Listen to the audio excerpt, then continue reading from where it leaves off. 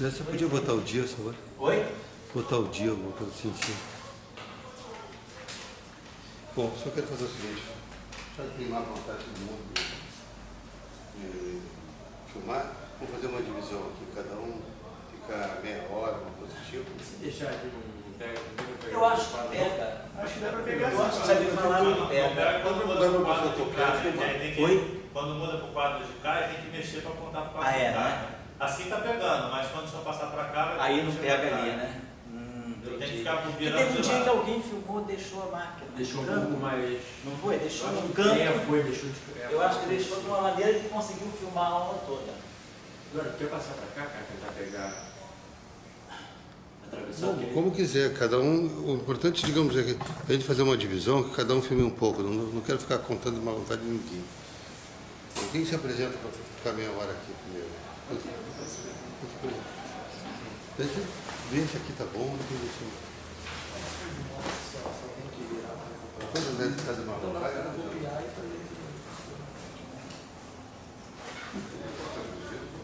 Então a gente já colocado na aula, né? Da outra vez, a gente estava discutindo a questão, então, que do ponto de vista, né, da mecânica clássica, na mecânica newtoniana, quando nós estamos partindo ali, a relação que a gente então entre a energia, a relação que a gente tem entre a energia ali de uma partícula com um momento linear T, ainda estou ali, sem potencial externo, né? A partícula é isso aí. Então nós estávamos tentando fazer uma associação, então, de que nessa descrição, tendo em vista já a relação, né, a possível também comportamento ondulatório da matéria, a gente estava pensando que a energia, né, a radiação eletromagnética, em alguns experimentos já tinha demonstrado uma natureza material, uma natureza corpuscular.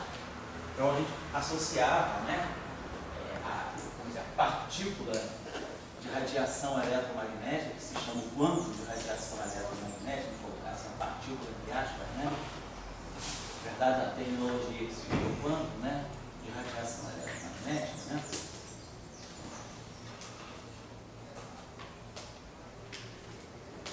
Então, a ideia era se associar isso ao fóton.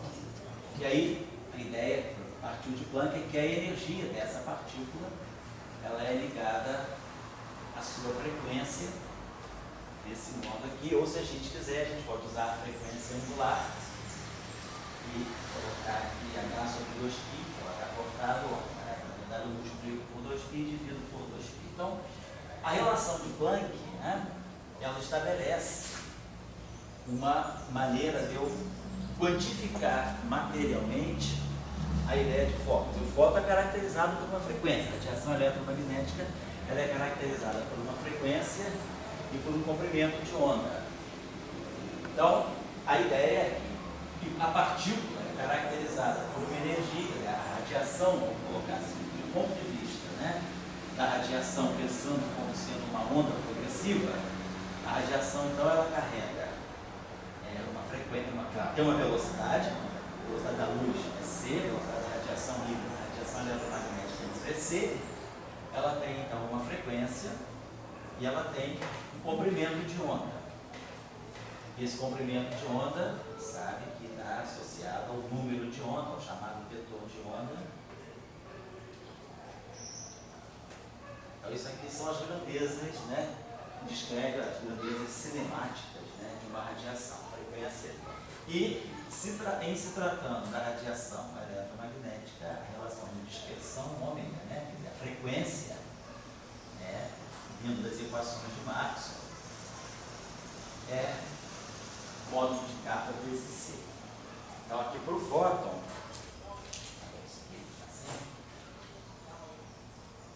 então, vezes c.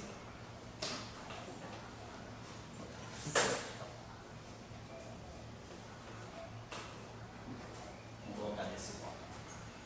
Então, se nós pensarmos que, se eu pegar essa relação aqui, então isso aqui é a relação de dispersão típica do fóton. Se eu pegar as equações de Maxwell, né, aquele exercício que a gente faz lá na física 4, né? Então, se nós pegarmos a equação que ele dá rotacional, que é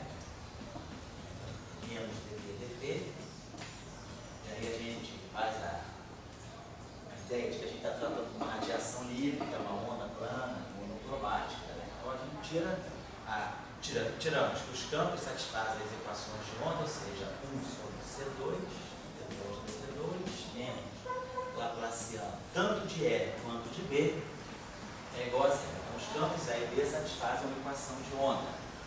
E depois tem as relações entre eles. Daqui ele sai, como nós colocamos, que isso aqui é uma onda plana monocromática, o campo é um E0, seno, cosseno, de capa x menos ômega t. Então, o derivado duas vezes em relação ao tempo, o derivado tirando a divergência do gradiente, a gente ganha aquela relação. Então, ômega 2 é igual ao módulo de k ao quadrado C2. Ou seja, ômega igual ao módulo de k vezes c. Então, isso aqui caracteriza o fato de que a onda eletromagnética se propaga com a velocidade da luz c e a frequência e o vetor de onda são relacionados desse modo. Então, isso é uma relação que vem das equações de Maxwell, vou colocar assim. Agora, a ideia foi. A questão do neutrino, isso aí. A questão, a resposta sempre está nessa relação de expressão ali, que ali que está a velocidade da luz. Aqui tem uma discussão, né? Aqui a gente tira a chamada velocidade de fase. Depois, o que é a velocidade física, não sei se vocês sabem, sabe isso, não vou perder tempo, não vou colocar tempo nisso agora. Que é a questão da velocidade de grupo, né? A velocidade de grupo, ela vem dessa relação de dispersão. Então, a velocidade de fase pode ser até maior do que a da luz. A velocidade de grupo, não. A velocidade de grupo, ela marca, né? Uma relação de dispersão que tem entre frequência e vetor de onda. Na verdade, no campo eletromagnético livre, as duas velocidades coincidem. Mas quando o campo não é livre, a gente tem que ver o que é a velocidade de grupo. Então, aí sim, a partir da velocidade de grupo, a gente tira a velocidade de propagação. Essa questão do neutrino, aí, claro, tem que ter uma relação de dispersão com os neutrinos, e a partir da relação de dispersão, é que a gente vai calcular a velocidade.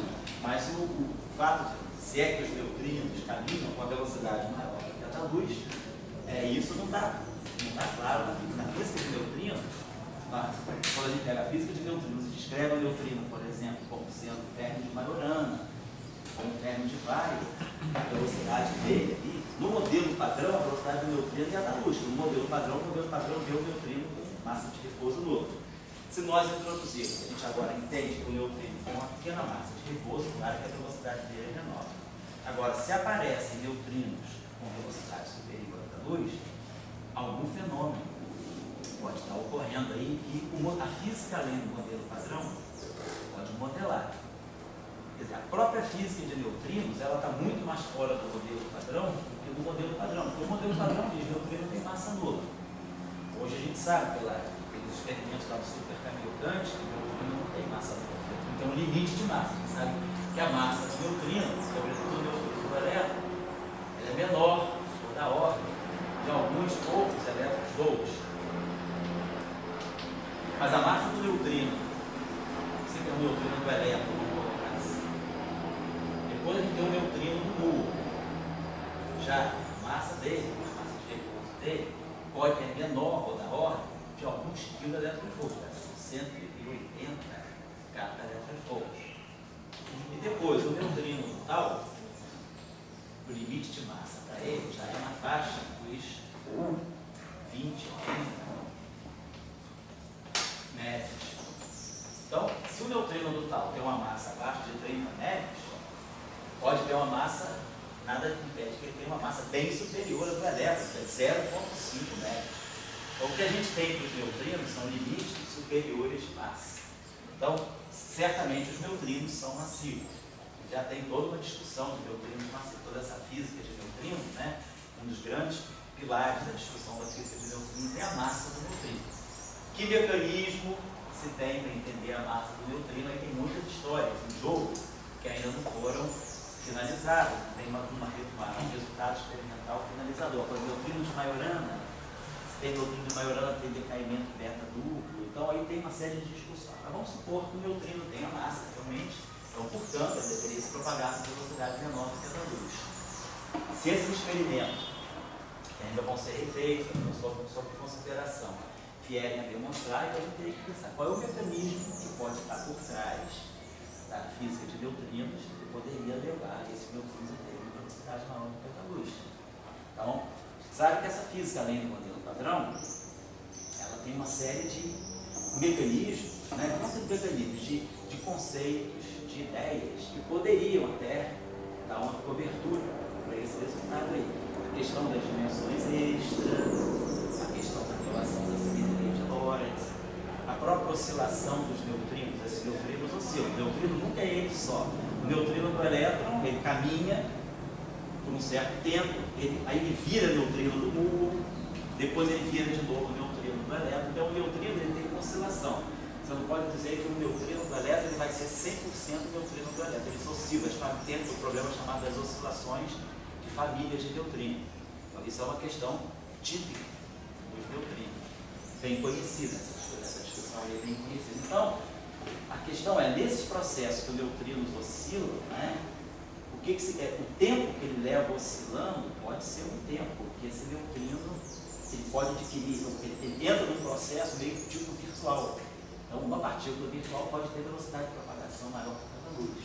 Então, tem muitos mecanismos, eu não sei aí, tem os especialistas em física de neutrino, tem toda uma tribo dentro da física de altas energias, é física de neutrino. Então, tem muitos modelos, muitos mecanismos que podem ser vislumbrados. Um mecanismo muito típico de neutrino é o mecanismo das oscilações. E esse mecanismo das oscilações, nunca ninguém pensou, mas pode ser que esse mecanismo das oscilações de família, né, das mudanças de família, o neutrino transita de família, porque o elétron se propaga, ele é sempre elétron. O muon se propaga, ele é sempre muon. Mas o neutrino do elétron, ele se propaga, ele vira neutrino do muon. Depois do neutrino do muon, ele pode virar neutrino do elétron de novo. O neutrino do tal flutua, ele também vira neutrino do muon, depois vira esse neutrino do tal. Então, há essa oscilação nas famílias de neutrino. E isso aí é um mecanismo que poderia, por exemplo, vamos usar para modelar. Mas eu não sei ainda, já está saindo o resultado. Eu confesso que essa semana, que passou agora, já saíram, pelo menos eu soube de 2 ou 3 já artigos que já saíram na rede aí sobre um possível encaminhamento de uma discussão se a experiência está certa, que pode ser o mecanismo teórico que justifica. Mas eu não li esses artigos, então eu não quero ficar dando chute. Eu só quero dizer que a física, além do modelo padrão, e a física de neutrino, ela tem elementos, né, conceitos, ideias que podem ajudar na modelagem desse resultado. Eu queria fazer o seguinte, a questão da velocidade da luz, né? A luz é uma onda e uma partícula, certo? Uma coisa, se ela é uma partícula, para ter velocidade da luz, ela tem que ter massa zero. Para ela ser como onda, ela é vista pela relação de dispersão. Isso, como onda é vista pela relação de dispersão, né? Você poderia fazer, era possível você, se tivesse tanto de troca com algumas fontes, sei, e não tem uma velocidade de grupo acima de si. Sei, do lado de grupo. De grupo. Isso seria surpresa. O caso do neutrino aqui. Você teria a velocidade de grupo, você não esperaria ser maior do que Mas você. você tirou de uma lagrangiana que é invariante teórica. Certo. Fica muito mais. O que eu entendo disso? Não, olha, vamos dizer o seguinte: propagar em velocidade maior do que a da luz não diz respeito à ideia. Diz respeito o que é o conceito de cone de luz? Quando a gente está no espaço-tempo e a gente fala do cone de luz, se eu tenho aqui o cone de luz associado a esse ponto, significa que todas as partículas que forem emitidas além desse ponto, e que se propagam com velocidade menor que a da luz, elas estão nessa região. O raio luminoso emitido desse ponto, ele se propaga nesse cone de luz ou nesse pedaço, ou nessa superfície do cone de luz. Agora, eu tenho também a região externa, que é a região space-light, onde eu poderia ter objetos, eu tenho eventos, né, que não são causalmente relacionados, que estão aqui. Então, aqui é a região de propagação maior do que a velocidade da luz. Então, o que a gente sabe é que na relatividade especial, nada me impede que eu tenha objetos que se propaguem com velocidade maior do que a da luz, são estáticos. Eu tenho táticos. Agora, a questão é saber significado físico estático, saber dizer se eu tenho uma partícula que se propaga fora do cone de luz, ou seja, ela se propaga com velocidade maior do que a da luz, como é que eu posso estabelecer uma física para ela? Não é de hoje que já se discute isso. Já na década de 60, na década de 70, tem autores que discutem, que tentam dar significado físico a esses tacos. Como é que eu posso falar de uma física de tacos, de uma física de objetos que se propagam com velocidade maior do que a da luz? Tem um nome, se alguém quiser procurar aí nos papers, na rede, tem um nome que está ligado a essa instituição aqui, um nome bem conhecido. É o seu primeiro nome, não sei se é Hertel, mas o sobrenome é americano. Ele é um cara lá da Sicília, um italiano da Universidade de Palermo. Ele trabalhou muitos anos, vem trabalhando muitos anos sobre a questão de dar significado aos tacos, aos objetos que se propagam com velocidade maior do que a da luz. Então a relatividade restrita, ela não diz que não pode haver objetos com velocidade maior do que a da luz. A questão é se esses objetos são físicos ou não. A ideia é que partículas físicas, as partículas que nós conhecemos, né, todas as partículas elementares, elas se propagam, elas obedecem a essa relação, elas se propagam com velocidade menor do que a da luz. Agora, o aparecimento de uma partícula com velocidade maior do que a da luz significa uma partícula com comportamento taquiônico. Isso aqui não está violando a relatividade especial, está apenas dizendo o seguinte: eu teria uma partícula agora que se propaga fora do cone de luz. Agora, o que significa uma física, uma partícula que se propaga fora do cone de luz? É uma discussão bem completa, uma discussão assim, é uma física à parte. Então, eu não diria que a gente está com isso, está matando a relatividade especial. Claro que não. Está apenas dizendo que aparecem partículas que estão fora do cone de luz. Agora, na teoria que quiser, na interpretação do Einstein, todas as partículas físicas ficariam dentro do cone de luz, portanto, todas com velocidade menor do que a da luz. Agora, a questão é como é que eu vou reinterpretar partículas que eventualmente se propagam com velocidade menor do que a da luz. Respeitar Einstein, fazer uma Lagrangiana diferente de lógica. É só isso, depois o resto é consequência. Tem ele Lagrangiano, se tiver uma que ande aí de outra maneira, já respeitou Einstein. Essa é pegada. Einstein, assim, sem Lagrangiano, tem uma visão de Einstein meio de mecânica, né? Assim, quer dizer, e eu acho que no mundo atual, né, a visão é de Lagrangiano, né?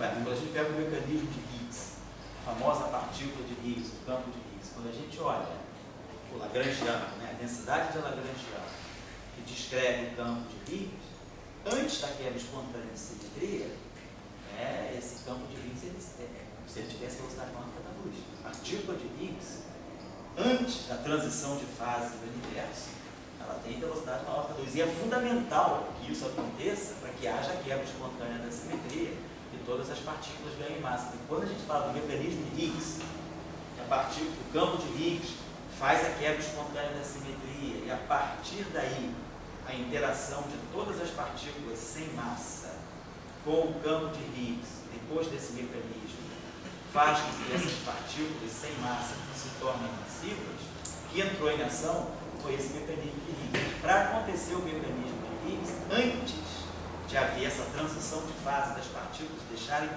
ter massa nula e passarem a ter massa nula, antes dessa situação, o campo de Higgs estava associado a uma partícula taquiônica. A velocidade dele, se houvesse, fosse falar então de uma partícula, ela estaria se propagando com velocidade maior que a da luz. Enquanto todo mundo fala do famoso chapéu, potencial fundo de garrafa, ou chapéu do Vesticano, que faz a quebra espontânea da simetria, se não fosse o táquion, o potencial seria isso, o mínimo seria no zero e todas as partículas continuariam sem massa no universo.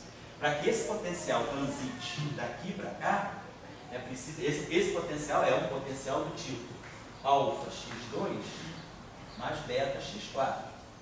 Exercício de cálculo 1, vamos fazer o plot dessa função. Se alfa é positivo e beta é positivo, essa função é completamente não negativa e ela só vai ter mínimo para x igual a zero. Então é essa função aqui. Se eu quero que essa função nunca vá a menos infinito, eu sei que quando x tende a infinito, esse termo domina sobre esse, para x muito grande. Se x vai a menos infinito, esse termo domina sobre isso, ou se vai a mais infinito também. Mas se x vai a mais ou menos infinito, esse termo domina. Portanto, se esse beta for negativo, essa função lá no infinito ela vai dar para cá. Então, esse objeto tenderia a menos infinito se o beta fosse negativo, na região de x infinito. Então eu quero que o potencial aqui ele seja limitado por baixo, ele suba, porque senão eu não tenho estabilidade quântica quando eu for pensar na teoria quântica. Então, uma possível saída é se o alfa for negativo e o beta for positivo. Se o alfa é negativo e o beta é positivo, isso significa o quê? Se alfa é negativo, para x tendendo a zero, x muito pequenininho, esse termo é maior do que esse. Então a função se torna negativa. Para x muito grande, se o beta é positivo, esse termo domina sobre esse, então a função é positiva. Então, essa função é zero na origem, aí muito próximo da origem ela é negativa, mas lá no infinito ela ela volta a ser positiva. Então ela vai ter que fazer isso. Então ela poderia fazer uma coisa desse tipo. É o que está acontecendo aqui. Então, perto da origem, né, se eu pegar justamente isso aqui, na origem, isso aqui é botar o gráfico dessa função aqui. Para x igual a zero, isso aqui vale zero. Se alfa é negativo e beta é positivo, perto da origem essa função é negativa. Mas para x infinito, essa função é positiva. Então, essa função tem que fazer disso. Né? Então, ela passa por uma região negativa e passa por uma região positiva. Como está acontecendo aqui. Ela fica negativa, passa por um mínimo, né? Pode fazer disso e depois sobe. Então, o gráfico dessa função é isso aqui. Se o alfa for negativo, o beta é positivo. Mas se o alfa é negativo e o beta é positivo, necessariamente esse alfa negativo, em teoria de campos, ele tem a interpretação de uma massa. Então significa que eu tenho uma massa ao quadrado negativa, ou seja, eu tenho uma partícula cujo momento ao quadrado é negativo. Mas para o momento ao quadrado ser negativo, o momento é mv gama. Se isso aqui agora, isso aqui é E2 menos P2, C2, negativo.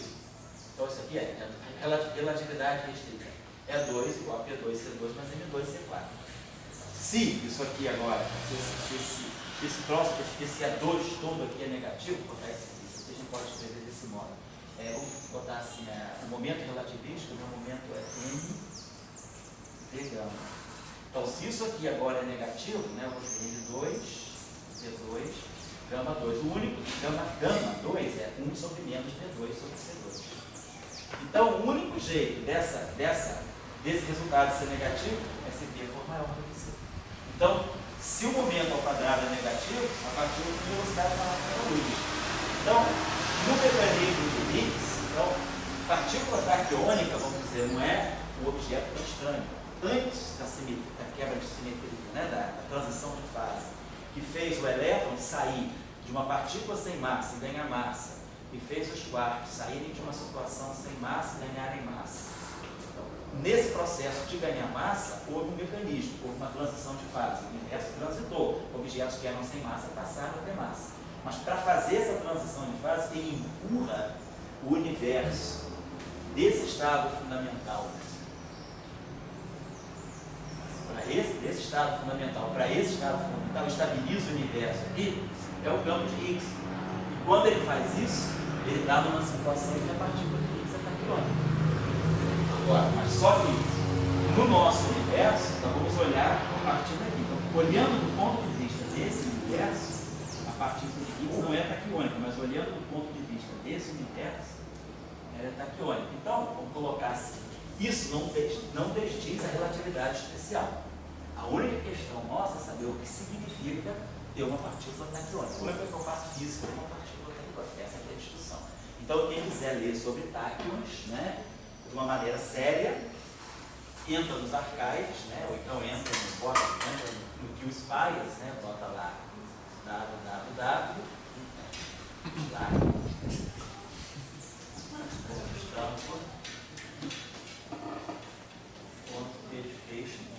Spires. Aí vai abrir uma página para vocês. Quando vocês entrarem nos Spires, vocês vão ver que tem um campozinho para ser preenchido. Vocês botam lá assim, find titles. Aí vai aparecer toda a literatura dos trabalhos que tem. Você pode botar find title titles. Com isso aqui, vai aparecer, vai listar todos os trabalhos que falam sobre titles. Vocês têm os PDFs, podem entrar. Então, tem toda uma física de titles aí. A questão é, a até que ponto. Tem gente que diz, não, isso não é uma coisa fisicamente interpretável. Outros dizem, não, eu acredito que eu possa dar sentido a uma física de Tarkin. Eu acho que é a Unicamp, ele e outros, né? Tem um físico da Unicamp também, acho que ele já está até aposentado, que é o Valdir Rodrigues. Também trabalhou bastante com essa física de Tarkin, né? O que significa um Tarkin em relatividade especial? Vocês já foram detectados? Olha, nosso amigo Edgar, tem certeza que o Saulo sabe alguma coisa? Não tem não sei. Não, teve uma época, faz uns 15 anos, um laboratório na França, né? Detectou, por exemplo, partículas com velocidades supraluminais em situações de tunelamento. Então, teve um experimento, eu acho que foi feito em Grenoble, bastante tempo atrás. Então, já se tem disso, de velocidades supraluminais em situações, vamos dizer assim, metastáveis. Não é assim, a partícula se propaga eternamente com velocidade maior que a da luz, mas ela pode transitar por regiões em que, por um tempo, sei lá, de 10 a menos 9 segundos, 10 a menos 10 segundos, ela experimenta uma velocidade maior. Mas como é que seria a relatividade aí nesse intervalo? Não, a relatividade se dá tudo igual. Quer dizer, você está fora do cone de luz. Agora, a questão, o que significa causalidade? Isso eu não posso dizer, eu não sei. Eu nunca li, na verdade, assim, com atenção esses trabalhos do Recamp. Tá, agora você tem que ver o que significa dar sentido a uma física nessa situação. Isso eu não posso dizer para você. Tá? Será que também não foi um caso de tunelamento ou simetria? E olha, não sei se nesse experimento, não sei, eu posso dizer o Nayara, mas eu não sei se nessa experiência, eu acho que nesse caso, o neutrino de repente pode ter um tunelamento, sim, mas ele pode ter um tunelamento para alguma outra região do espaço, porque a gente tem que pensar o seguinte, gente, a gente está vivendo uma situação, se a gente quiser pensar claramente, assim, a ciência, né, nós da nossa área, física de alta energia, nós estamos vivendo uma situação muito semelhante dos navegantes portugueses. Na época da história, eu estou fazendo uma historiazinha assim, mas a gente está vivendo uma situação. Na época da navegação portuguesa, na época dos grandes descobrimentos, o que se pensava? Que o mundo não fosse redondo, que a Terra não fosse redonda, que a Terra fosse plana. Então você olhava, todo mundo tinha medo de navegar, porque achava que depois de um certo instante você caía num abismo, ou seja, o mundo é plano. Depois se entendeu que a viagem de circunnavegação, todas aquelas coisas. A gente se pergunta o que é o nosso universo. A gente cada vez mais, que a física está evoluindo, nós vamos à relatividade especial, vamos para a relatividade restrita. A relatividade especial não fala nada de colapso gravitacional, não fala de horizonte de evento, não fala de redshift gravitacional, não fala de desvio por vantagem dos raios luminosos em campos gravitacionais. Então a relatividade especial é excelente, mas ela deixa uma física muito acomodada, uma física muito confortável. Eu conflito com pouquíssimas coisas. Aí quando você vai para a relatividade geral, você já começa a ter situações muito mais desafiadoras. Os raios luminosos se encurvam frente a um campo gravitacional intenso. Eu tenho precessão do periélio de Mercúrio, então a órbita de Mercúrio está precessando. Eu tenho desvio para o vermelho quando partículas estão no campo gravitacional. Quer dizer, você começa a ver uma interação entre luz e gravitação que até então você não acreditava existir. Então, quando você vai para a relatividade especial, da relatividade especial para a geral, uma série de novos fenômenos aparecem. Horizonte de evento, buraco negro. Isso tudo é consequência da relatividade geral. Por quê? Porque nós estamos mudando, estendendo a nossa noção de espaço-tempo. O espaço-tempo já não é mais o espaço-tempo como hipótese. O espaço-tempo agora, o espaço-tempo curvo, tem uma curvatura do espaço-tempo e eu estendo a minha noção de espaço, eu não estendo a minha noção de dimensão. Eu estou em 4 dimensões ainda, um tempo, 3 espaços. Mas eu estendo a minha noção de qual é a geometria do espaço-tempo. E eu tiro uma série de novos fenômenos que acabaram se confirmando. Redshift gravitacional, precessão do periélio de Mercúrio, desvio dos raios luminosos no campo gravitacional, horizonte de evento, a produção de partículas em buracos negros, que aí já entra em discussão de mecânica quântica com relatividade, mas relatividade geral. Mas a gente tem uma série de novos fenômenos. A questão nossa é, e aí a gente está aumentando a nossa noção de espaço e tempo. Cada vez mais a gente está compreendendo o que é o nosso espaço e tempo. Então o nosso espaço e tempo, né, aqui nas nossas discussões, é o espaço-tempo de Minkowski.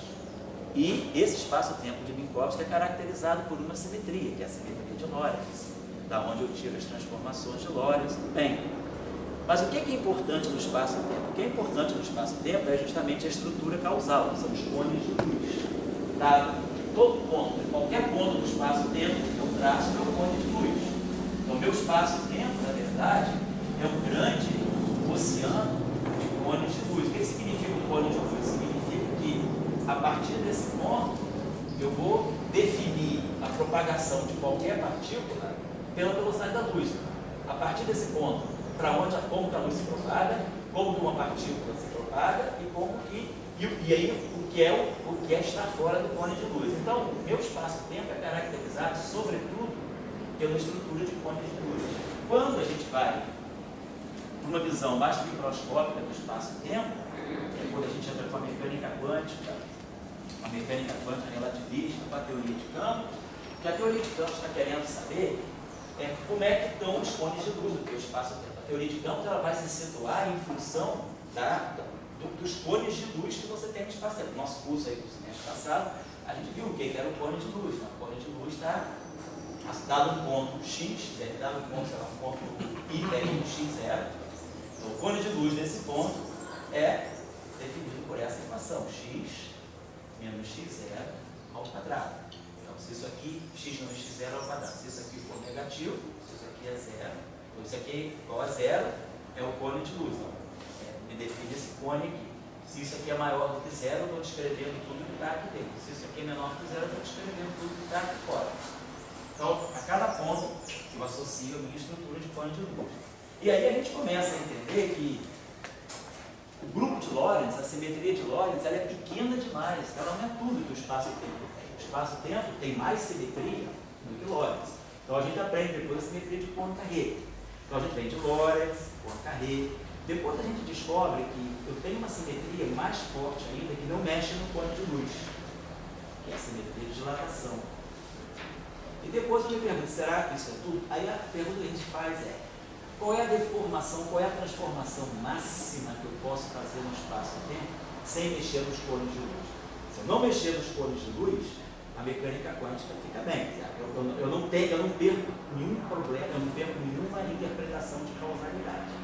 Então, a estrutura de cones de luz do espaço-tempo é muito importante.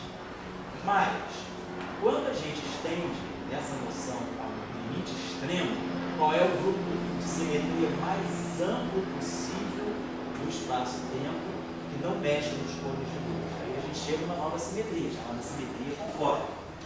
Então, a simetria conforme, e isso é uma simetria que tem significado físico. Isso não é só uma simetria imaginária ou uma simetria muito abstrata.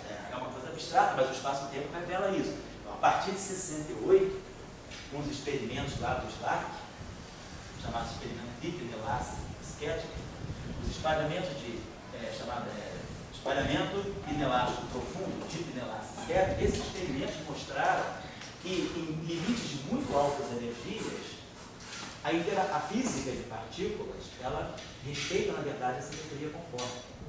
Então, a simetria conforme é uma boa simetria para a física de partículas, para a teoria, mas vamos dizer, para a física de partículas em geral, quando eu estou a altas energias. A altas energias, essa simetria começa a ser cada vez mais pesada, cada vez mais precisa. No mundo de baixas energias, não. Mas à medida que eu aumento, vou para energias extremas, como no LHC, eu tenho energias muito altas. A energia de centro de massa no LHC, no máximo dele, é 14 TeVs. 14 TeVs. Então, 1,4 vezes 10 TeVs. Vamos botar isso aqui em GeVs, né? 1 TeV são 10 a 3 GeVs. Vamos botar em termos de GeV. 10 a 3 GeVs. Então, isso aqui dá 1,3 vezes 1,4 vezes 10 a 4 GeVs. A massa do próton, que não é uma partícula elementar, já estou sendo bonzinho, pegando uma partícula. Vamos pegar uma partícula elementar, vamos pegar o elétron. Massa do elétron, vamos botar isso aqui em média, então. Então isso aqui é 10 a 7, né? Em TeV são 10 a 3 GeVs, 10 a 3 GeVs são 10 a 3, então 10 a 6 vezes 10 a 7 médios. Então isso aqui, ó, 1,4 vezes 10 a 7 médios. A massa do elétron é 0,5 médios. Então aqui eu estou falando, ó, de 0,5, 10 a 7, praticamente 8 ordens de grandeza. Então, dentro do LHC, se você coloca um elétron, se a gente colocasse um elétron com 14 TeVs de energia, praticamente a massa de repouso dele é explosiva. O elétron, toda a energia dele vem do momento, né? Relativisticamente falando, né? É 2. É igual a P2. C2 mais MC2 ao quadrado. Quer dizer, esse A2 aqui seria 196 TeVs ao quadrado. Esse MC2 aqui seria 0,25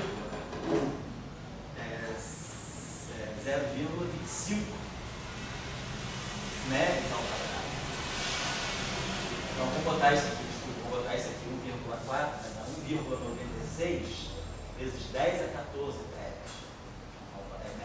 ao quadrado. Então, olha só, 10 a 14 menos 0,25 é 10 a 14 menos, que é praticamente, vamos dizer, que seja 1, 10 a 14 menos 0,25 é isso aqui. Então, praticamente toda a energia do elétron está no momento dele. A massa de repouso dele é absolutamente desprezível nessa faixa de energia. Mas eu estou falando do elétron, quer dizer, num acelerador como o LHC, o que está em jogo são os prótons. Estou acelerando e chocando prótons. Próton é feito de quark. O limite de massa, quark U, quark D, o limite de massa é na faixa de alguns MeVs, né? Então, o limite de massa do quark U, por exemplo, é na faixa de 5 MeVs. Então, tá. Se eu tiver um quark acelerado a uma energia de 1 TeV, eu vou ter 1 TeV, são 10 a 6 MeVs. Então, eu vou elevar isso ao quadrado, vai ser 10 a 12. 10 a 12, o que é 25 frente a 10 a 12? Então, no LHC, eu estou numa região boa, de uma, assim, para essas partículas, praticamente toda a energia delas está no momento. Ou seja, as massas são quase desprezíveis. Então, eu estou muito próximo de uma situação em que a simetria conforme atua muito bem. Então, eu estou falando isso para vocês porque essa simetria conforme, ela não é uma simetria só hipotética ou uma simetria assim, muito idealizada. Ela é uma simetria que se torna cada vez mais exata, cada vez a gente está mais próximo da simetria conforme quando a gente atinge regiões mais e mais altas de energia. Então, a simetria conforme é uma simetria natural do espaço Minkowski quando eu estou no limite de altíssimas energias. Mas, o que faz a simetria conforme? Ela estende ao máximo a minha noção do espaço. Agora, a pergunta é, no momento que eu cheguei na simetria conforme, a pergunta é, será que se o meu espaço de Minkowski está revelando toda essa simetria, será que o meu espaço de Minkowski é só o espaço de Minkowski? Ou seja, se a gente olha para o horizonte e vê que o mundo acaba ali, a pergunta é, o mundo acaba ali ou tem mundo abaixo daqui? Então, se a gente olha para a simetria conforme, a gente começa a entender que o espaço-tempo de Minkowski é apenas um horizonte plano de um mundo que continua curto. Então, na verdade, com essa visão da simetria, e a simetria conforme a gente sabe o que é. É a simetria associada a esse grupo que é SO24. Isso é um grupo de antidecita? Esse grupo de SO, o grupo de antidecita é SO23. Mas ele, na verdade, ele não deixa de ser também, ele é o grupo conforme do espaço de Minkowski, mas ele também não deixa de ser um grupo de antidecita. Se eu tivesse um mundo de 6 dimensões, ele é um grupo de antidecita do ponto de vista das 6 dimensões, não do ponto de vista das 4 dimensões. Então, o que a gente começa a perceber é que se o espaço de Minkowski revela essa simetria conforme, o espaço de Minkowski é plano. Então, se a gente revela que essa simetria é a simetria máxima desse espaço, na verdade, essa simetria permite que esse espaço-tempo plano seja parte de um espaço-tempo mais geral. Então, na verdade, o que a gente pode pensar é que esse que é um grupo conforme, né? Isso aqui que para o espaço de Minkowski funciona, está tendo uma intervenção militar hoje aí, está tendo um problema aí, está tendo. Hã? Acho que não, mas eles estão passando essa semana toda. Ah, semana toda? Eles estavam passando de pé. Tem uma autoridade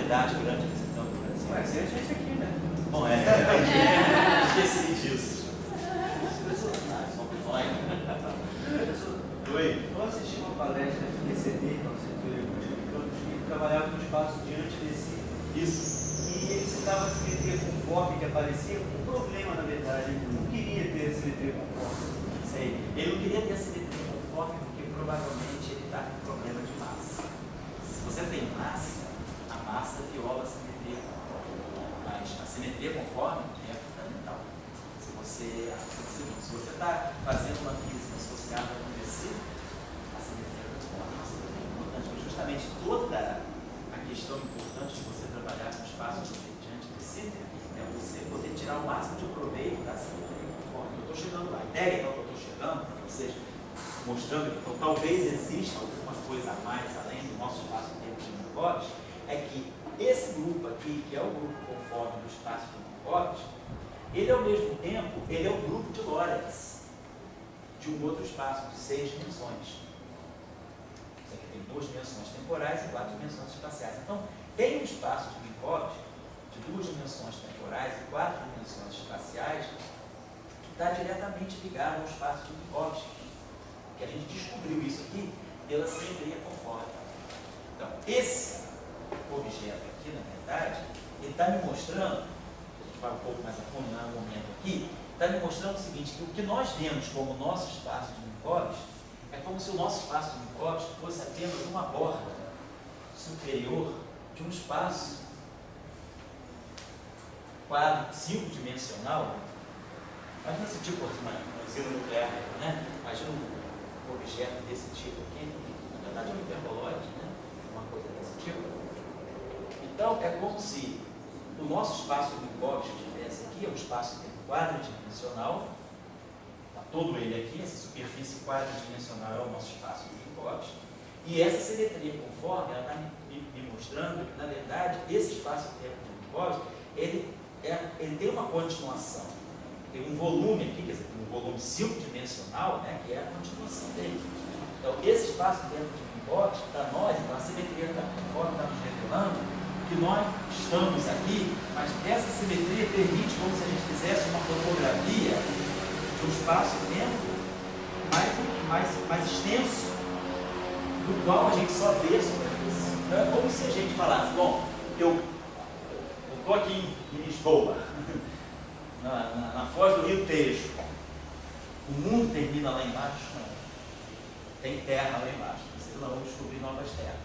Os navegantes pensaram, na escola de Sagres, né? Então, nós temos terra, temos novos mundos.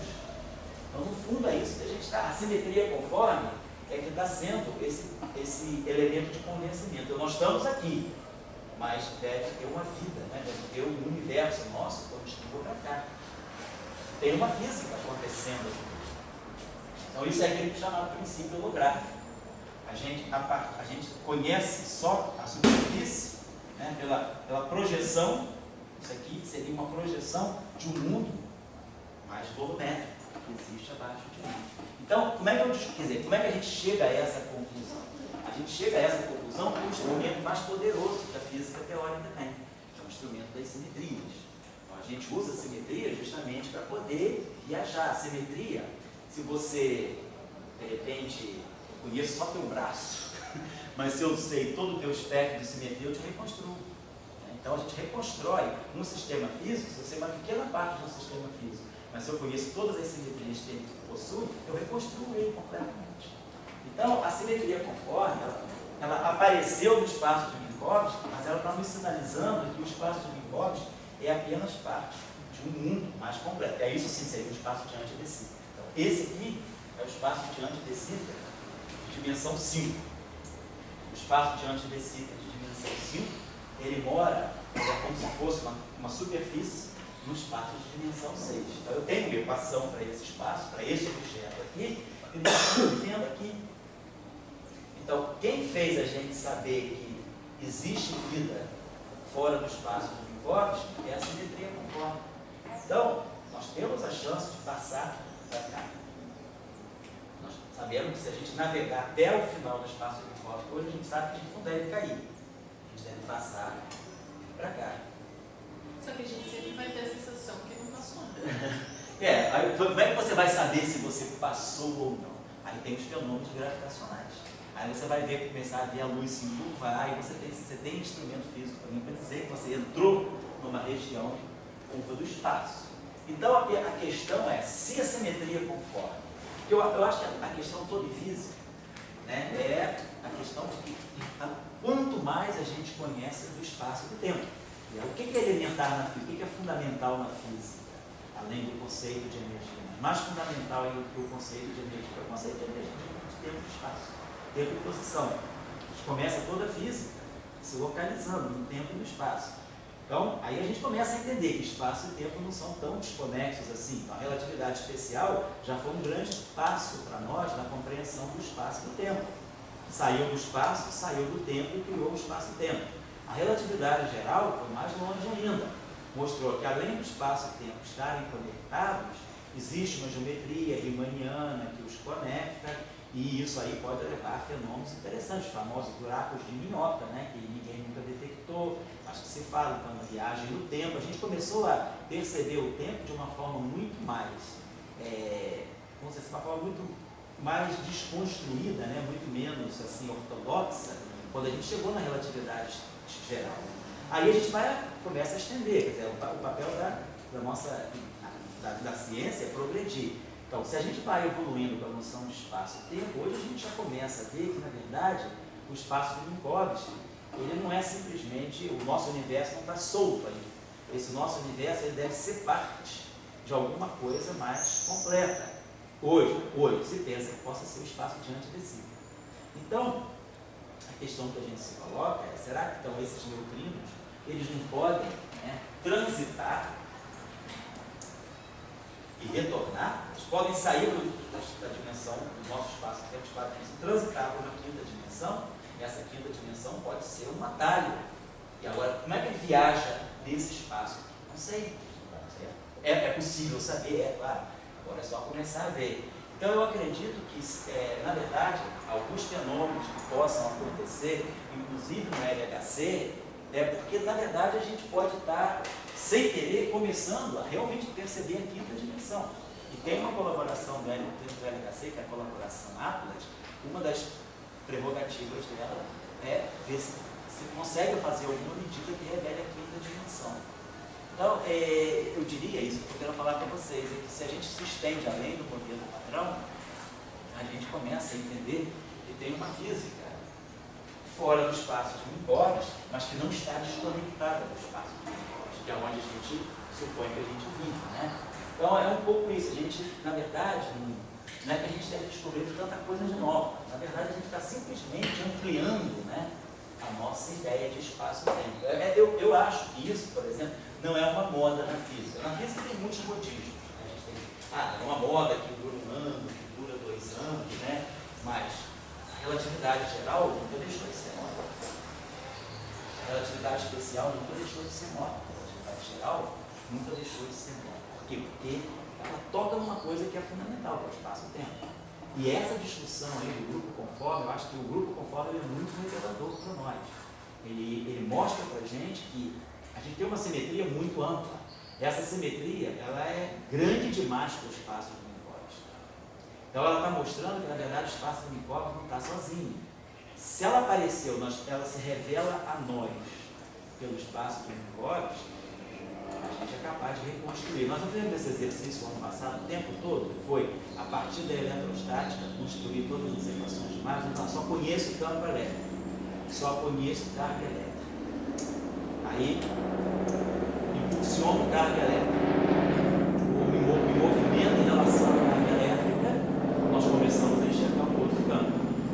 Então, o que a gente fez no nosso curso de eletromagnetismo no ano passado? A gente, a partir da eletrostática, construiu a partir do campo eletrostático, construiu o campo magnetorostático, construiu as equações de Maxwell. Por quê? Porque a gente sabia uma parte da teoria, mas sabia a simetria dela. A simetria dela era a simetria de Lorentz, a simetria relativista. Então, o grupo de Lorentz é a simetria das equações de Maxwell. Então, se eu conheço apenas divergência de E igual a ρ sobre ε0, só conheço a lei de Coulomb, mas sei que essa lei de Coulomb ela é parte de um conjunto de leis que são ligadas pela relatividade especial.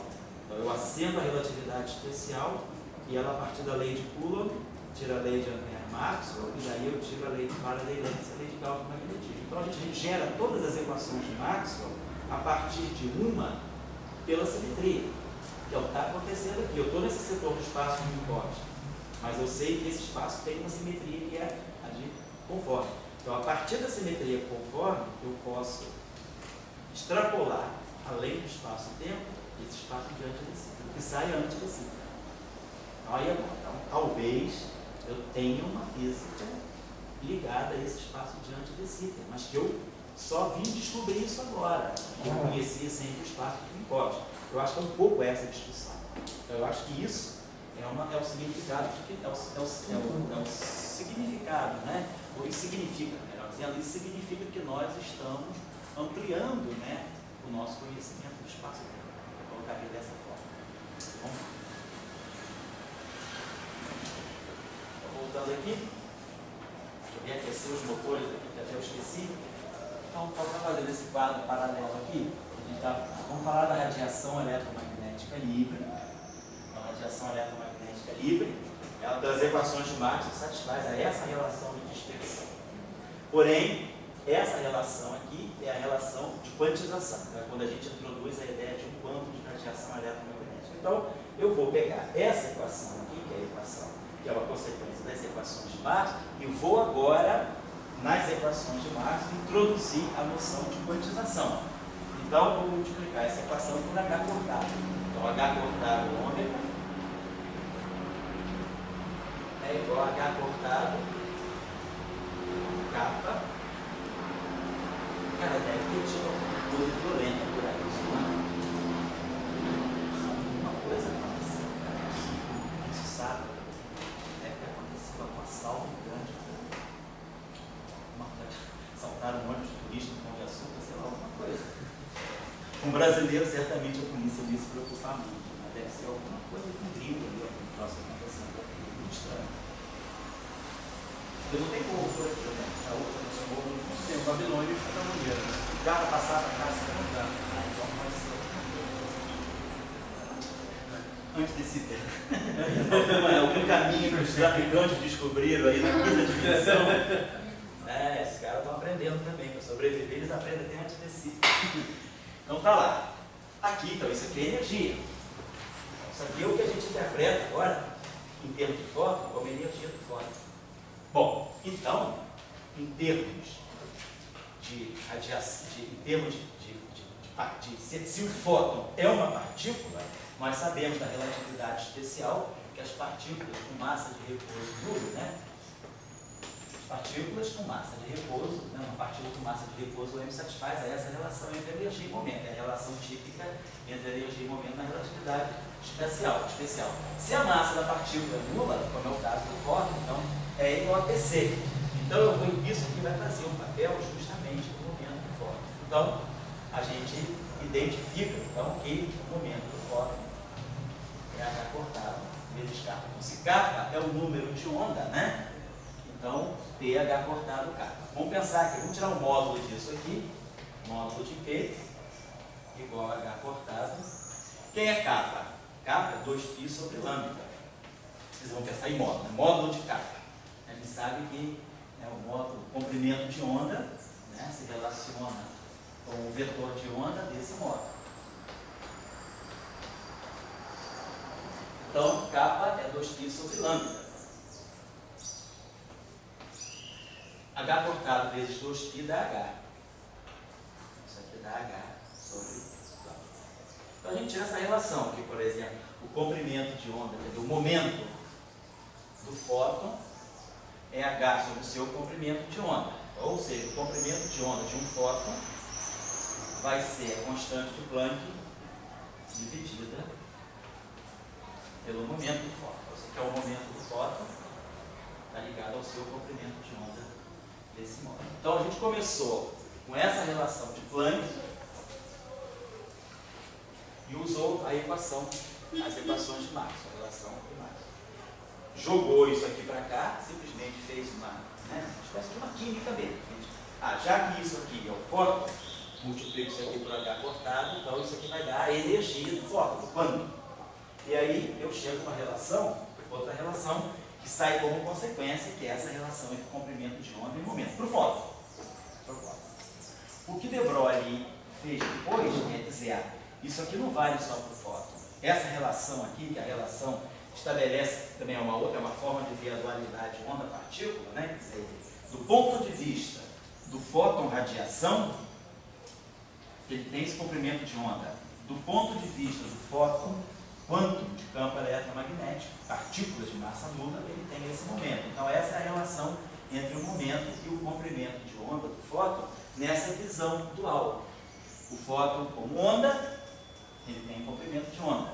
O fóton como partícula, ele tem momento. Então o comprimento de onda e momento são grandezas duais nessa descrição do fóton.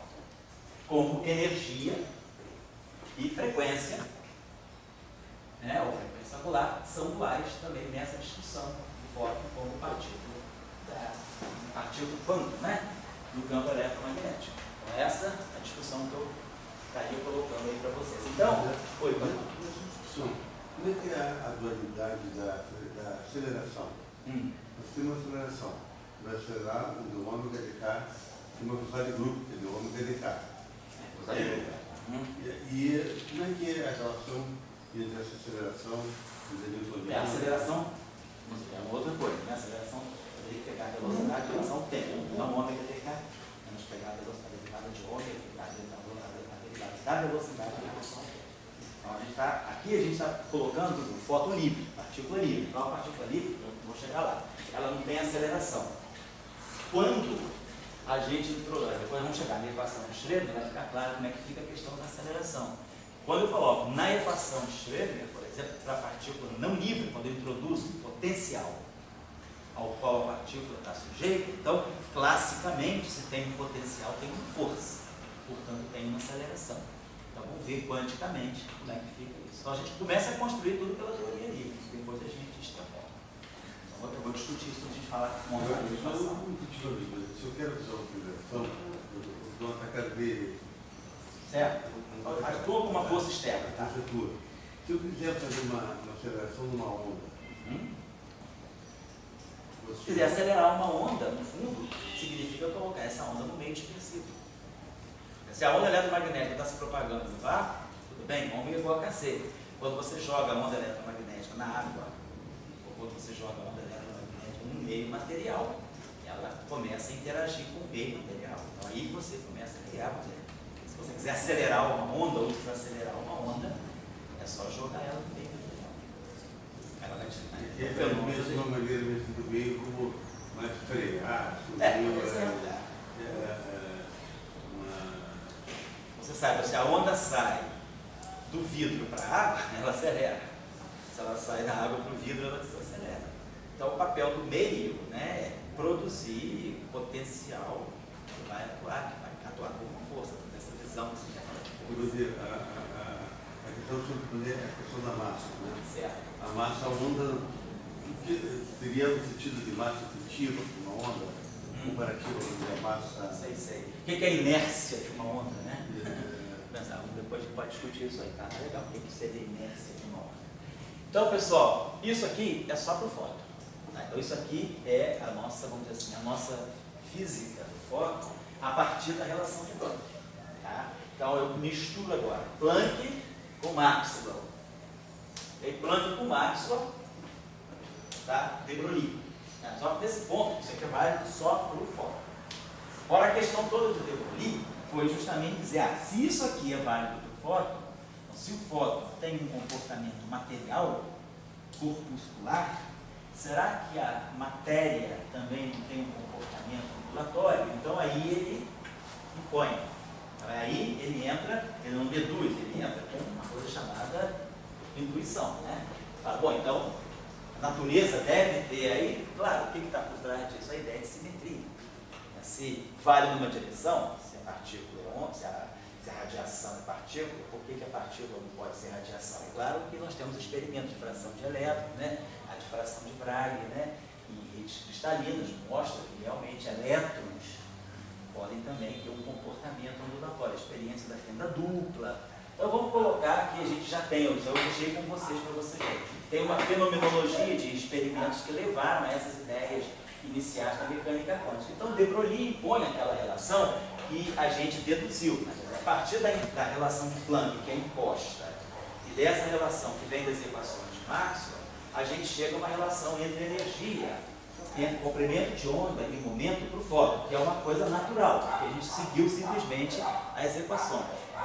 O que não vai ser natural agora é dizer que a matéria,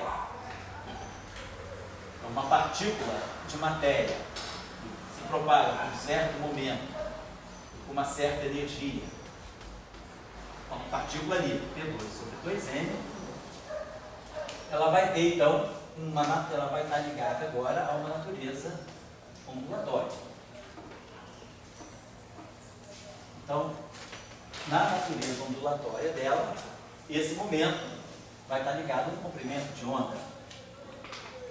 E essa energia vai estar ligada a uma frequência. Então, a ideia vai ser que a relação de de Broglie é essa aqui. Ele diz que a onda associada a uma partícula de momento t é simplesmente aquilo lá. É H sobre o módulo do momento. Então, ele transpõe para o mundo das partículas essa relação que parametriza a natureza ondulatória da radiação. Então, isso aqui é a chamada relação de de Broglie. Então, a gente está dizendo, nós não estamos demonstrando, nós estamos apenas motivando, né, da onde a gente poderia entender, né, essa ideia. Quer dizer, a coisa é clara como fóton, mas de Broglie extrapola e estende para a radiação. Então, a gente tem, essa relação aqui, a gente tem essa relação, e aí, como o momento, né? Então eu sei, estou relacionando o momento com o comprimento de onda. Então, como eu sei agora, e aí eu sei que esse momento aqui, tá? Então se isso aqui é uma onda, né? Tá? Lambda é 2π sobre K.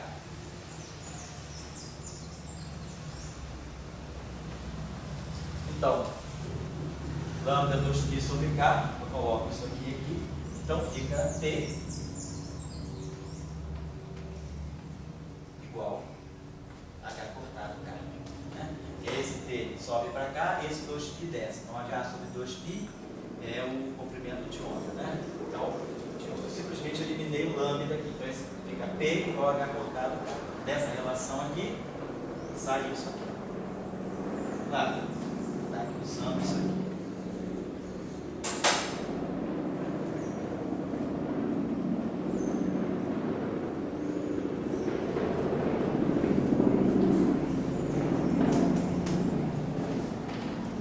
Então eu chego a essa relação para a partícula, né? O momento da partícula, através da constante H cortado, está ligado ao vetor de onda. Então para a partícula, eu passo do momento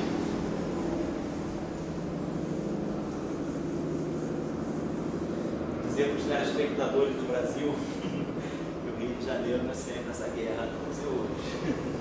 Não sei porque o Rio é mais tranquilo do que isso. Podem vir com o CPTF, não tenham medo. Então o cara vai pensar que a gente está morando no fogo, né? O CPTF, o cara chega lá, tem tiroteio, não sei como é que aqueles caras da física sobrevivem, como é que tem bala perdida no CPTF. Está dando essa impressão, né? Vai ser bem útil, né? O problema é guerra dos anos 80. Uma vez meus parentes lá do Líbano, em 74, mandaram festa lá deles, uma festa de Natal lá em Beirute, mandaram lá um vídeo para a gente ver o pessoal todo, mas era tanto tiro. Depois a gente começa a descobrir que aqui também está igual o Natal de lá, na guerra de 74, que isso.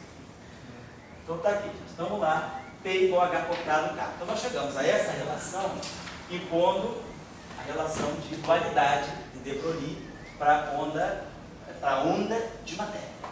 Aí agora, a energia, se eu estou falando de uma partícula livre, então a energia aqui é P2 sobre 2M.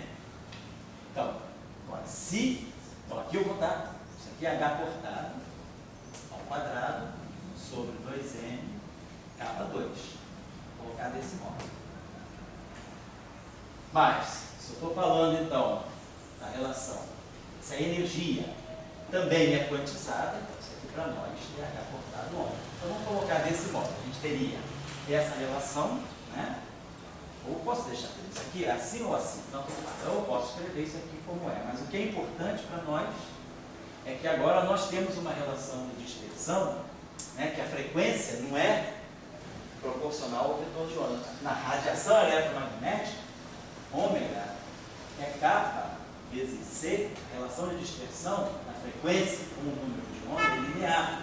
Por quê? Porque é essa relação e a relação cinemática do fóton.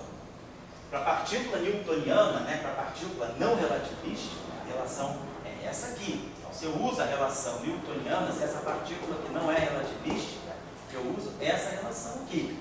Então, eu ganho essa relação de dispersão, ômega igual a H cortado sobre 2m K. É a relação de dispersão não relativista. Mas aí, a gente pode falar, pode fazer também. Se a partícula, eu vou colocar aqui isso aqui, seria uma partícula matéria, vamos colocar aqui matéria, no sentido, não no sentido newtoniano.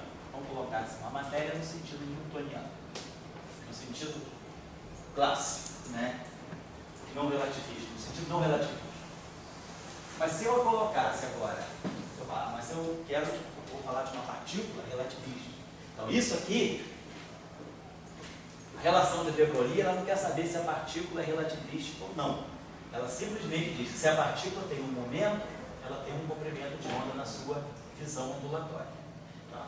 A relação de partícula, relação ondulatória. Agora, esse momento está ligado à energia. Newtonianamente, ou então, se eu considerar a matéria relativística, se a matéria é relativística, a relação entre energia e momento é 2 igual a P2, C2, mais massa de repouso M2C4. A relação é bem diferente. A massa nem aparece no denominador. A massa está somada, né, com o momento para dar energia relativista. Então, se agora eu usar aqui a relação de De Broglie, então aqui nós vamos colocar que nós temos P2 é H cortado ao quadrado, K2. Vamos botar assim, H cortado ao quadrado, C2, K2, mais MC2 ao quadrado. Então, eu teria, aí agora sim, usando a relação de quantização, isso aqui me dá um H cortado ao quadrado com ômega 2. Então, a relação de dispersão agora seria uma relação de dispersão quadrada. Então, esse ômega vai ser raiz quadrada de K2, C2, dividir tudo por H cortado, mais N C2 sobre, eu vou dividir por H cortado ao quadrado, né? H cortado ao quadrado. MC2 sobre H cortado ao quadrado. Certo? Está tudo corretamente. Que eu corto H cortado ao quadrado, fica K2C2. Aí ali vai ficar M2, MC2 ao quadrado sobre H cortado ao quadrado. Que dá MC2 sobre H cortado, tudo ao quadrado. Vou dar só, foi não? Só uma coisinha, ali o cara é o quadrado. Não, onde pode ser? Onde? Fala aí, cara. Aqui é o quadrado. Obrigado. Correção. Obrigado, tá? Quadrado, tá? Então a relação de dispersão é quadrática no número de onda, no vetor de onda no momento. Tá? Obrigado. Só um conselhinho para vocês. Para quem está mexendo sempre com essas unidades, nunca trabalhe, tenta sempre conectar H cortado com C. H cortado tem o seu valor lá, C tem o seu valor. Multiplicando H cortado por C, essa constante é muito conveniente trabalhar com H cortado C, porque dá para a gente uma noção clara de dimensão. H cortado C, ele vale aproximadamente 197 MeV vezes. Então, o MeV, nós sabemos, é uma unidade de energia, e o Fermi 10 a menos 15 metros. Então é bom saber que H cortado C tem dimensão de energia vezes comprimento. Vamos ver isso aqui. Ó. Isso aqui tem dimensão de energia ao quadrado. Isso aqui é energia ao quadrado vezes comprimento ao quadrado. H cortado é energia vezes comprimento. Então H cortado ao quadrado é energia ao quadrado, comprimento ao quadrado. Número de onda é 1 sobre lambda. Então tem dimensão de 1 sobre comprimento ao quadrado. Então beleza, cancela. Então está tudo certinho. Então é só para lembrar que H cortado é muito conveniente. Eu vou mostrar já porque trabalhar com saber essa constante. H cortado C vale 197 MeV vezes Fermi. O Fermi, então, é 10 a menos 15 metros. 10 a menos 15 metros é o comprimento típico do núcleo atômico. Então, essa unidade se chama Fermi, por causa justamente da física nuclear. Um Fermi é basicamente o raio nuclear, não o raio do átomo, não, o raio nuclear. O raio do átomo na faixa de 10 a menos 10 metros, é um anjo. Né? Então, essa unidade aqui, claro, você pode passar isso aqui para Joule.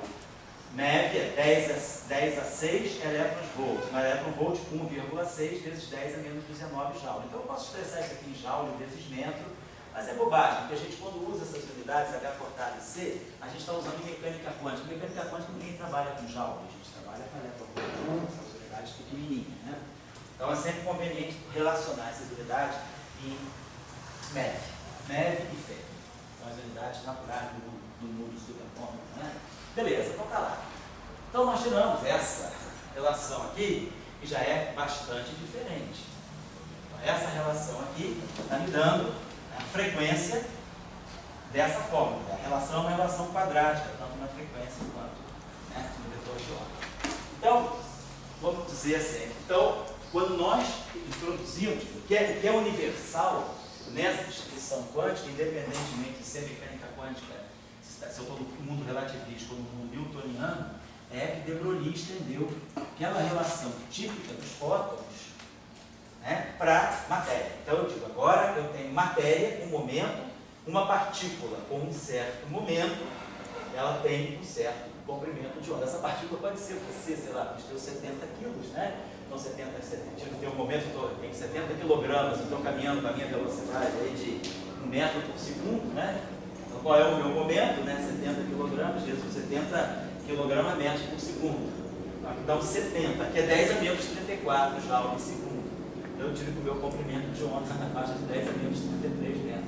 Então, o meu comprimento de onda está pequenininho. Você tira aí rapidinho. Então, dado o momento da partícula, você tira o comprimento de onda. E aí, sendo partícula, ela tem uma certa relação de dispersão. A energia está conectada. Então, a gente copia para a matéria aquilo que a gente sabe lá no fóton. É igual a H cortado ômega, T igual a H cortado K. E aí a gente complementa aqui. Só vou finalizar agora. Então, aqui a gente pode fazer o seguinte, essa grandezinha aqui, ó, só para vocês acostumarem a mexer com essas unidades, é MC2, que é um número que eu conheço bem, é a massa de repouso da partícula. No caso do elétron, MC2 é 0,511 MeV, é a massa de repouso do elétron. Massa de repouso do elétron é 0,511 MeV por C2, mas como eu já estou multiplicando por C2, MC2 é a energia de repouso do elétron sobre H cortado. Então, esse H cortado, bota um C aqui e bota um C aqui. Porque esse cálculo é fácil de fazer. Isso aqui, eu não preciso substituir cada coisa separadamente. MC2 eu já sei direto quem é, H cortado C eu já sei direto quem é, e tem esse C. Então, se eu fizer esse cálculo para o elétron, quanto que vale MC2 sobre H cortado, se eu pegar o caso do elétron? Vou pegar o elétron. Então, isso aqui vai ser MC2 sobre H cortado C. Tentem sempre completar para formar sempre junções de H cortado com C e de M com C2. Tá? Não sai substituindo as constantes separadamente, não quer fazer cálculos desnecessários. MC2 está sempre tabelada, a massa de repouso do elétron, então isso aqui é 0,5 MeV. H cortado C, vamos dizer, aproximado, 200 MeV, então 2, saúde, 2 vezes 10 a 2, MeV vezes Fermi, e a velocidade da luz, né? 3 vezes 10 é 8. Vou colocar, deixar aqui menos por segundo. Então, se eu fizer isso aqui, o MeV cancela com o MeV. Então, eu tiro facilmente. O MeV cancela com o MeV. O Fermi são 10 a menos 15 metros.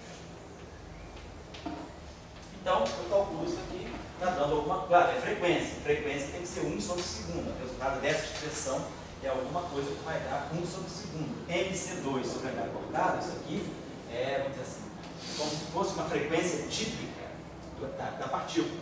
M é a massa da partícula. C2 é a velocidade da luz, é uma constante. Então, todo mundo tem igual. H cortado, todo mundo tem igual. Então, se eu mudar a massa, eu mudo esse valor. Então, isso aqui é como se fosse uma frequência típica associada a uma partícula de massa M. O resultado está fazendo para o elétron, calcular o valor.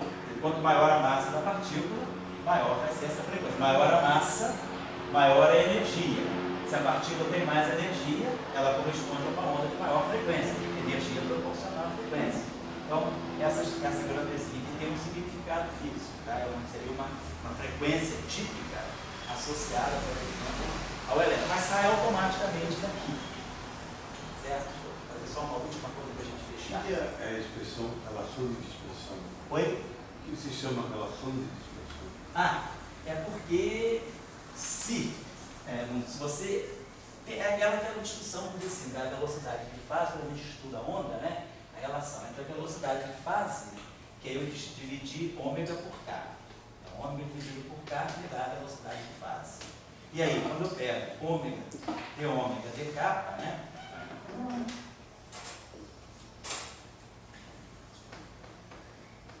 Isso aqui me dá a velocidade bruta. É a relação de dispersão, porque estou falando de uma onda que, ao se propagar, ela tem uns. Vamos dizer, a onda se propaga como um todo, mas ela vai se espalhando. Ela pode ir se abrindo, ela pode ir se fechando. Então, a relação de dispersão está associada ao fato de que você tem um pacote de onda, né, que está se propagando. Você está fazendo alguma coisa desse tipo. Você está fazendo uma superposição de várias ondas, né? Você pode fazer aqui uma superposição de várias ondas planas, né?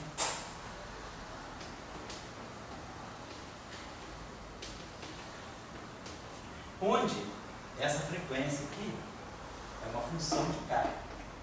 Então, se essa frequência aqui, quando você fala da onda plana livre, é elevado a kx menos ômega t, né? E ômega sobre módulo de K é a velocidade da onda, né? Você pega uma onda livre, né? Lambda mi é igual a velocidade da onda. Então, isso aqui é 2π sobre ômega sobre 2π, mi é 2π, ômega sobre 2π. Então, isso aqui me dá o V, né? Então, esse lambda aqui é 2π sobre K. 2π sobre K. Então, a frequência sobre o número de onda me dá a velocidade. Na verdade, é isso aqui. Lambda é mi igual a V. Então, isso aqui, se esse ômega aqui for linear em K, se esse ômega aqui for K vezes V, isso aqui me dá, posso botar isso aqui em evidência, né? Mas fala de uma onda unidimensional, né? Com kx menos pt, kx menos k para vt, então isso aqui me dá k x menos vt. Justamente está me mostrando que isso aqui é uma função de x menos vt, ou seja, uma onda que se propaga para a direita. Então, se a relação entre ômega e k for direta assim, eu estou falando de uma onda que se propaga sem dispersão. Agora, se eu tenho um pacote de onda, eu vou superpor diferentes ondas, não necessariamente todas de mesma frequência. A frequência vai depender do número de onda. Então, para você saber quem é a velocidade de propagação, da onde é que eu tiro x menos vt daqui, o que é que você faz? Você expande isso aqui em torno do número de onda. Então, isso aqui é um ômega de k mais d ômega de k, ômega de k zero, calculado em k zero, k menos k zero. Então, esse termo aqui vai aparecer linear em K, que vai se juntar com esse, e vai te dar isso, x menos v de grupo t, e fatorando esse K. Então, isso aqui é o que está te dando, esse pedaço aqui, esse lado que é linear em K, é que está te dando a velocidade de grupo. E isso aqui é o que está te essa relação aqui é a relação de dispersão, ela está te dizendo justamente isso. À medida que você propaga essa onda, você está propagando com frequências que dependem do número de ondas. Então, isso aqui não é uma propagação ômega, todas as frequências com a mesma velocidade, não tem. É isso que está falando. Por isso que a gente chama de relação de dispersão, porque é uma onda que se propaga com uma certa dispersão. Mas esse pacote aqui, ele se abre, né? Não tem uma amplitude fixa. Parece.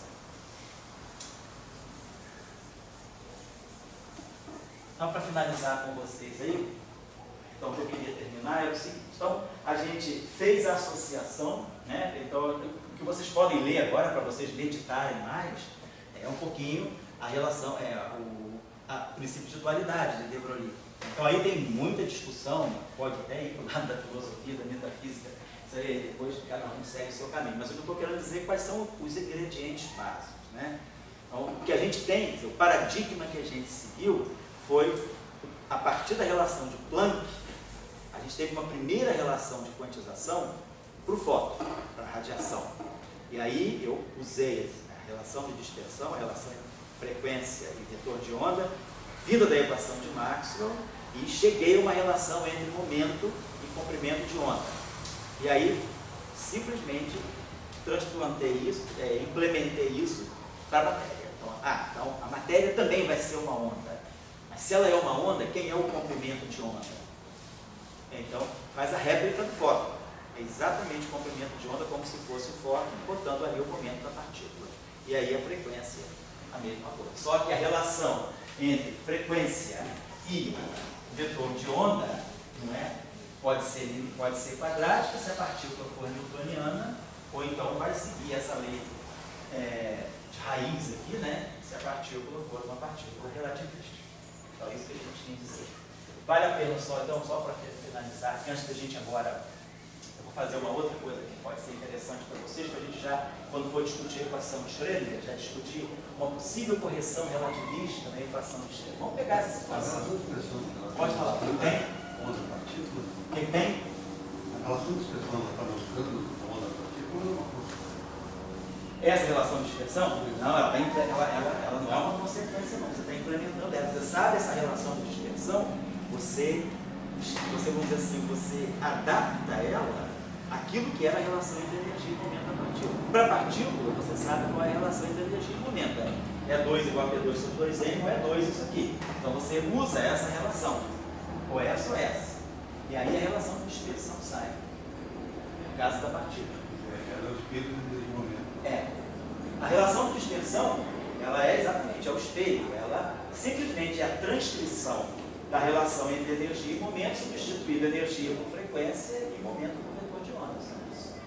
Se quiser aqui, claro, quando botar isso aqui, usar quem é isso aqui. Se eu posso usar K2 aqui, na verdade, se quiserem, é 2π sobre lambda. Então isso aqui é um 4π ao quadrado sobre lambda ao quadrado.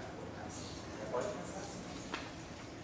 Mas, quer dizer, essa coisa da velocidade da luz, ela é controlada no fundo da relação de dispersão.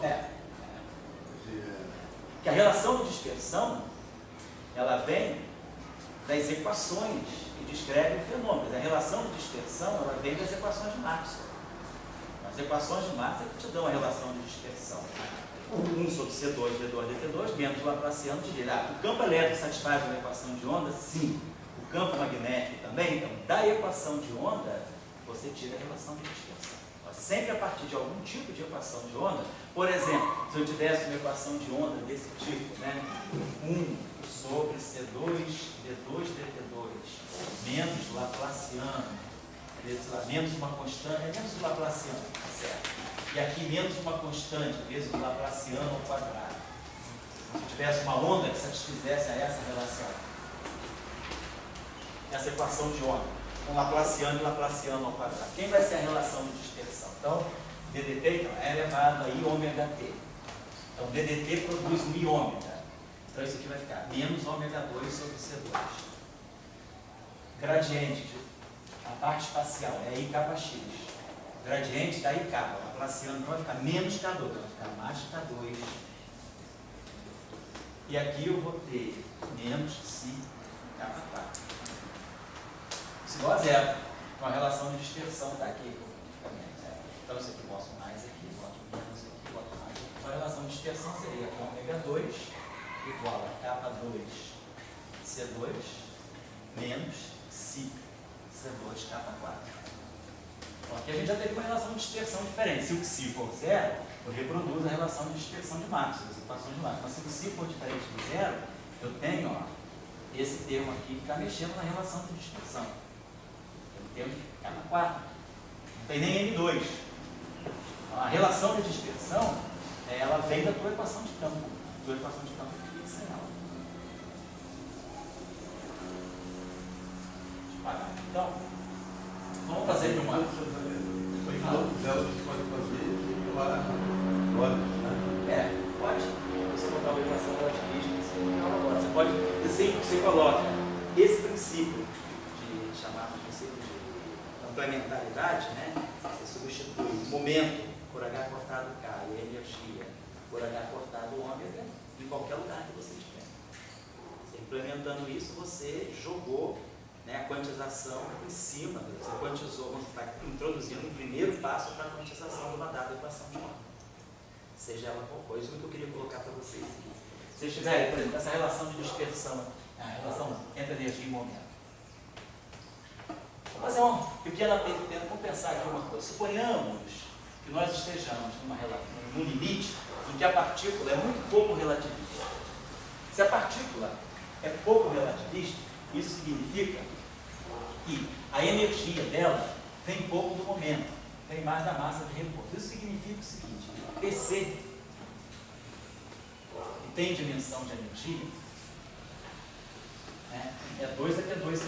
PC, momento vezes velocidade, né, tem dimensão de energia. Isso aqui, não tem que esteja trabalhando no limite que isso aqui seja muito menor que MC2. Ou seja, a grande parte da energia da partícula, o momento dela não é tão alto. Então, uma partícula, vamos dizer, ela é pouco relativística, né? Se esse momento dela só satisfizer essa relação, ou seja, se o momento da partícula for muito menor do que a massa da partícula vezes C, isso significa que eu estou num limite baixamente relativista, onde o momento ele não dá tanta contribuição para a energia quanto a massa. O limite extremamente relativista já seria o contrário. No LHC, a massa é praticamente... Esse aqui é o limite baixamente relativista. O limite ultra-relativístico seria PC muito maior do que MC2. Ou seja, a quantidade de momento que vai para a energia é muito maior do que a quantidade que vem da massa de repouso da partícula. Então, isso aqui me marcaria o limite ultra-relativista. Então, vamos colocar essa situação. Não estou trabalhando nessa situação. Se o limite é ultra-relativista, lá no caso do LHC, a energia lá do centro de massa na faixa de 14 TeV. Se eu pegar um próton, por exemplo, que tem uma massa na faixa de 0,9 GeV, né? Então, o E2, né? Não sei se eu pegar um E2 com 14, vamos pegar aquele que uma partícula com 1 TeV, próton com 1 TeV. Então, E2 vai ser TeV ao quadrado. Então, vai dar um 10 a 6 GeV ao quadrado. TeV é 10 a 3 GeV. E o MC2 é 0,81 GeV ao quadrado. Então a gente vê, por exemplo, que no caso do LHC, toda a quantidade de energia está no momento. Praticamente a massa de repouso nem conta para a energia. Ela é 0,8 em 10 a 6. Então esse é o limite ultra-relativista. Então no LHC a gente está nessa faixa, ultra-relativista. Mas nós estamos falando agora do limite baixamente relativista. Por exemplo, o elétron no átomo de hidrogênio. Um elétron atômico, ele tem sempre uma velocidade que é na faixa de C vezes alfa. Alfa é a constante de estrutura fina, que são 137. Então, se eu pegar um elétron típico, né, uma típica velocidade de um elétron em matéria condensada, no material, a velocidade é sempre na faixa de C sobre 140, C sobre 137. Quando a gente fizer o átomo de hidrogênio, a gente vai estimar essa maneira, o que o alfa aparece.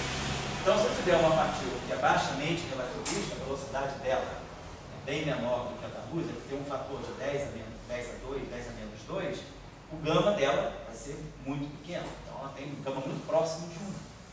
Então era pouco relativista. Vamos supor que a gente está trabalhando com uma partícula, por exemplo, um elétron no átomo de hidrogênio. A maior parte da energia dele, essa contribuição aqui é pequena. Então vamos tentar fazer uma aproximação aqui. Então a gente pode dizer o seguinte, vamos colocar, como isso aqui domina, vamos botar isso aqui dentro da raiz, como esse termo aqui domina, vamos colocar aqui esse N2C4 em evidência, e vamos colocar isso aqui sendo P2C2 sobre N2C4 mais 1. Só fizemos isso aqui. Então o que eu estou dizendo aqui é justamente isso aqui, que PC é muito menor do que NC2. Se isso aqui já é pequeno nessa faixa, isso aqui é o quadrado. Então, justifica, vamos colocar aqui, a nossa energia vai ser MC2, e aí eu vou ter essa grandeza aqui, 1 mais